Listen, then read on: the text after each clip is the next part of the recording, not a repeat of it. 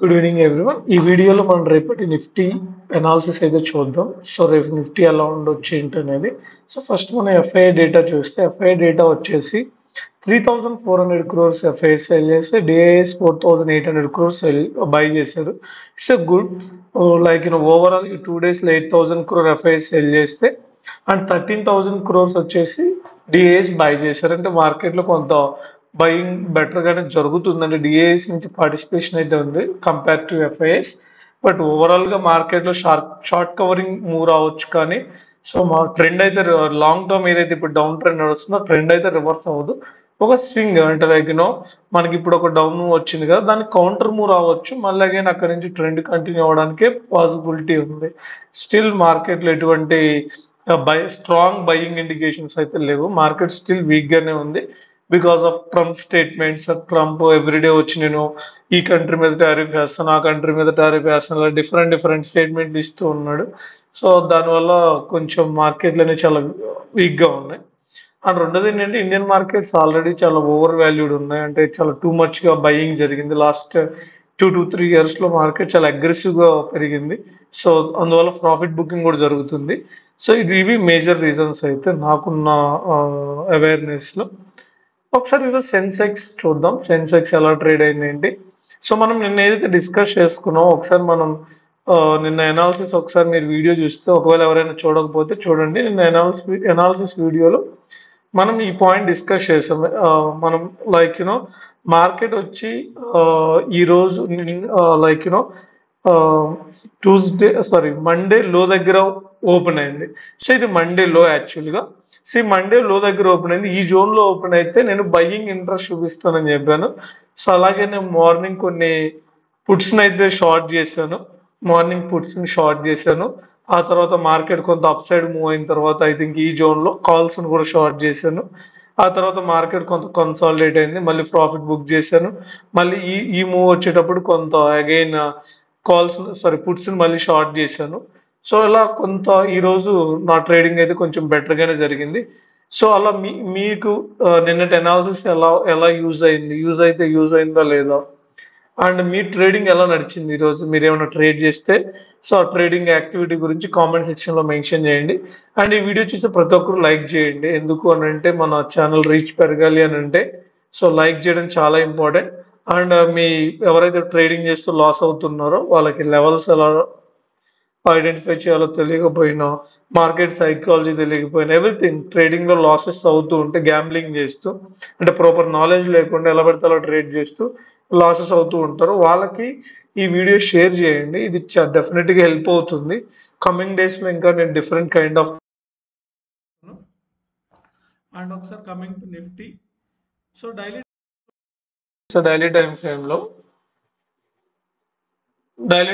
Nifty వచ్చేసి ఒక strong, not strong, ఒక బులిష్ క్యాండిల్ అయితే ఫామ్ అయింది. సో ఈ జోన్ లో అయితే కొంత బయ్యర్స్ ట్రై చేస్తున్నారు హోల్డ్ చేయడానికి మార్కెట్ ని. అంటే ఒక పుల్ బ్యాక్ కోసం ట్రై చేస్తుంది మార్కెట్. ఇక్కడ కన్సాలిడేట్ అవుతుంది చూడండి. నిన్న ఇక్కడ ఏదైతే బాటమ్ ఫామ్ చేసిందో సో అక్కడ నుంచి నిన్న బౌన్స్ అయింది. మళ్ళీ ఈ రోజు కూడా అదే బాటమ్ దగ్గర నుంచి కొంత బయ్యింగ్ జరగడానికి అయితే ట్రై చేసింది. సో మార్కెట్ అట్లీస్ట్ ఇక్కడ హాల్ట్ అయితే అవుతుంది. కొంత హాల్ట్ అయిన తర్వాత మేబీ షార్ట్ కవరింగ్ ర్యాలీ రావచ్చు 22,800 వరకు. నాట్ నౌ, కొంత బేస్ ఫామ్ అవ్వాలి. మేబీ 21,800 కి రీచ్ అయితే అక్కడ నుంచి మేబీ పుల్ బ్యాక్ నేను ఎక్స్పెక్ట్ చేస్తున్నాను. చూద్దాం. లైక్ మార్కెట్ ఎలాగైనా బిహేవ్ చేయొచ్చు, మనం అనుకున్నట్టు ఉండదు. బట్ జస్ట్ ఇదంతా మన వ్యూ అనమాట. అంతా మన ఎక్స్పీరియన్స్. నెంబర్ ఆఫ్ టైమ్స్ మనం చార్ట్స్ ని చూస్తూ ఉంటాం కదా, ఎలా మార్కెట్ ని మూవ్ చేస్తుంటారు బిగ్ ప్లేయర్స్. సో దాని బేస్ మీద ఈ థింగ్స్ అన్ని మనం అంటే మనం ఒక ఒపీనియన్ క్రియేట్ చేసుకుంటూ ఉంటాం. సో సేమ్ రేపటికైతే మార్కెట్ వచ్చేసి ఈ రోజు ఏదైతే బాటమ్ ఉందో 21,965, ఈ రోజు బాటమ్ అనేది చాలా ఇంపార్టెంట్. సో ఈ బాటమ్ దగ్గర మార్కెట్ ఓపెన్ అయితే సో ఫస్ట్ మనం లెవెల్స్ అయితే కంప్లీట్ చేసేద్దాం. 21,965 అండ్ ఈరోజు హై వచ్చేసి 21,100. సో ఈ హై అనేది చాలా ఇంపార్టెంట్. అండ్ ఆ తర్వాత నిన్నటి హై. సో ఒకవేళ ఈ రోజు హై బ్రేక్ అయితే ఆ తర్వాత మనకి 22,170 అనేది ఒక ఇంపార్టెంట్ లెవెల్ గా మనం కన్సిడర్ చేసుకోవచ్చు. సో ఆ తర్వాత ఈ హై పాయింట్ ని మనం ఒక ఇంపార్టెంట్ లెవెల్ గా 22,260. అంటే లైక్ ఇక్కడ ఫస్ట్ మనం లెవెల్స్ ని పిక్ చేయడం ఒకటి ఇంపార్టెంట్ టాపిక్. అంటే మనం లెవెల్స్ ఎందుకు పిక్ చేయాలంటే ఆ లెవెల్లోనే మనం ట్రేడింగ్ యాక్టివిటీ ప్లాన్ చేస్తాం. రెండు, ప్లానింగ్ అంటే ఏంటంటే మార్కెట్ ఎక్కడ ఓపెన్ అయితే ఏం చేయాలి. సో ఫర్ ఎగ్జాంపుల్ మార్కెట్ రేపు వచ్చేసి సేమ్ ఈ గ్యాప్ డౌన్ ఓపెన్ అయ్యి ఈ జోన్ దగ్గరకు వచ్చింది అనుకోండి.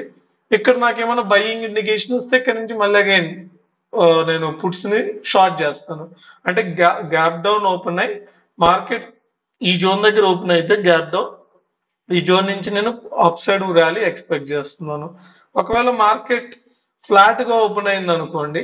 సో ఈ లెవెల్ దగ్గర మనం రెసిస్టెన్స్ ఫేస్ చేస్తే, ఈ లెవెల్ దగ్గర రెసిస్టెన్స్ ఫేస్ చేస్తే, అంటే ఇక్కడ మనకి ఇక్కడ ఒక జోన్ ఉంది. మనకు చూడండి జోన్, ఈ పాయింట్ నుంచి ఈ పాయింట్ ఇది నో ట్రేడింగ్ జోన్. ఒకవేళ రేపు మార్కెట్ ఫ్లాట్ గా ఓపెన్ అయ్యి ఈ జోన్ మధ్యలో ట్రావెల్ అవుతూ ఉంటే, ఈ జోన్ మధ్యలో ట్రావెల్ అవుతూ ఉంటే నేను ఏ ట్రేడ్ తీసుకున్నాను, జస్ట్ సైలెంట్ గా ఉంటాను. ఈ మేబీ ఫస్ట్ హాఫ్ లో నేను సైలెంట్ గా ఉంటాను. ఆఫ్టర్ 10:30, 11 తర్వాత మేబీ ఎటో ఒక సైడ్ మార్కెట్ బ్రేక్ ఇస్తుంది. అప్పుడు నేను ట్రేడ్ తీసుకోవడానికి ట్రై చేస్తాను. అంటే మనకి క్లియర్ ప్లాన్ ఉండాలి, ఇది ప్లాన్. సో ఫ్లాట్ గా ఓపెన్ అయితే ఏం చేయాలి, గ్యాప్ డౌన్ ఓపెన్ అయితే ఏం చేయాలి. ఒకవేళ గ్యాప్ అప్ ఓపెన్ అయింది అనుకో, for example market gap up open అయింది, అప్పుడు నేను ఏం చేస్తానంటే మార్కెట్ ఈ లెవెల్ కి రీచ్ అయ్యేంత వరకు వెయిట్ చేస్తాను. ఈ లెవెల్ కి రీచ్ అయ్యేంత వరకు వెయిట్ చేసి ఇక్కడ ఏదైతే బాక్స్ ఉందో ఇది సపోర్ట్ జోన్ అనమాట. ఈ బాక్స్ అనేది సపోర్ట్ జోన్. రేపు మార్కెట్ గ్యాప్ అప్ అయింది అనుకోండి, మార్కెట్ ఈ బాక్స్ లోకి వచ్చేంత వరకు నేను వెయిట్ చేస్తాను. ఇక్కడ నుంచి నేను రివర్సల్ అనేది ఎక్స్పెక్ట్ చేస్తాను. సో గ్యాప్ అప్ ఓపెన్ అవ్వగానే ఇక్కడ నుంచి ర్యాలీ వచ్చింది అనుకో నేను వదిలేస్తాను, మార్కెట్ ట్రేడ్ చేయను. ఎందుకు అని అంటే గ్యాప్ అప్ అయిన తర్వాత call side already premium spike అవుతాయి. సో అంత ఈజీగా మార్కెట్ ట్రెండ్ కంటిన్యూ అవ్వదు. అది చాలా రేర్ కేసెస్. అంటే మనకి ఏమైనా న్యూస్ ఏమన్నా ఉండి, లేకపోతే ఏదైనా స్ట్రక్చర్ ఉంటది. అంటే మనకి మార్కెట్ ఒక 1 వీక్ నుంచి 15 days నుంచి కంటిన్యూగా ఒక ఫైట్ చేస్తూ ఉంటది ఒక జోన్ లో. అలా ఫైట్ చేస్తూ ఆ తర్వాత ఏమైనా బ్రేక్అవుట్ ఇస్తే మేబీ లైక్ మనం ఈ ర్యాలీ అనేది ఎక్స్పెక్ట్ చేయొచ్చు. ఇది ఓవరాల్ గా నిఫ్టీలో మనం ప్లాన్ చేయాల్సిన ways very simple. Gap down open అయితే ఒక ప్లాన్, ఫ్లాట్ గా ఓపెన్ అయితే ఒక ప్లాన్, గ్యాప్ అప్ ఓపెన్ అయితే ఒక ప్లాన్. సో మనకి 3 ప్లాన్స్ అనేవి ఉండాలి. సో ఇంకా ఆ తర్వాత లైవ్ మార్కెట్ లోకి వెళ్ళిన తర్వాత మేబీ ఎమోషన్స్ వల్ల లేకపోతే డిఫరెంట్ డిఫరెంట్ రీజన్స్ వల్ల మనం ఆ ప్లాన్ ఎగ్జిక్యూట్ చేయలేకపోవచ్చు. కానీ ఫస్ట్ ఆఫ్ ఆల్ మనకి ఆ ప్లాన్ అనేది క్లియర్ కట్టుగా ఉండడం వల్ల అడ్వాంటేజ్ ఏంటంటే లైవ్ మార్కెట్ లో మనం స్ట్రెస్ ఫీల్ అవ్వో, ఎమోషనల్ అవ్వో. ఒకవేళ మనం ఏమైనా రాంగ్ ట్రేడ్స్ తీసుకున్నా క్లోజ్ అయిన తర్వాత మనం ఏ మిస్టేక్స్ చేసాం, ఏంటి మన ప్లాన్ ఎక్కడ మిస్ చేసాం, ఎక్కడ ఎగ్జిక్యూట్ చేయలేకపోయాం, అవన్నీ మనం క్లియర్ కట్ గా అనాలిసిస్ చేసుకుంటే డే బై డే మన ట్రేడింగ్ యాక్టివిటీ అండ్ మన సైకాలజీ రెండు ఇంప్రూవ్ అవుతాయి. అది నాకు హెల్ప్ అయింది బేసిక్ గా. సో అందువల్ల నేను మీకు ఈ థింగ్స్ అని చెప్తున్నాను. నేను ఈ వేలోనే గ్రో అవుతున్నాను యాజ్ ఎ ట్రేడర్ గా. నాకు రిజల్ట్స్ కూడా కనపడుతున్నాయి ఈ వేలో నేను ట్రేడ్ చేస్తూ ఉంటే. సో ఇది ఓవరాల్ గా లైక్ రేపటి నిఫ్టీ ప్రిడిక్షన్ అయితే. Thank you for watching the video. Bye bye.